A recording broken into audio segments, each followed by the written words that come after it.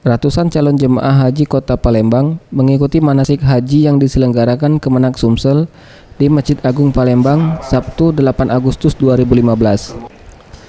Kegiatan ini dilaksanakan selama 6 hari dari tanggal 8 hingga 13 Agustus 2015. Menurut Wakil Gubernur Sumsel, Ishak Meki mengatakan, kegiatan manasik haji ini merupakan salah satu bagian penting yang harus dilakukan para calon jemaah haji. Karena para calon jemaah haji akan dibekali dengan materi-materi tahapan serta tata cara melaksanakan ibadah haji di Tanah Suci nantinya. Ini adalah pembukaan manasik haji massal pertama Kota Palembang.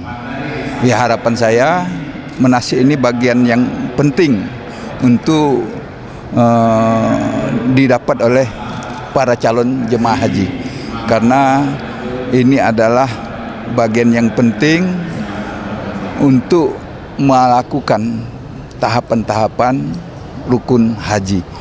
Dengan bekal manasik ini, ya harapan kita dia dapat menjalankan dengan mudah, lancar, dan bisa mandiri nantinya, itu kita harapkan. Sementara itu, Kakanwil Kemenak Provinsi Sumatera Selatan, Hambali mengungkapkan, calon jemaah haji Sumsel kloter pertama akan masuk asrama pada tanggal 27 Agustus dan akan diberangkatkan tanggal 28 Agustus.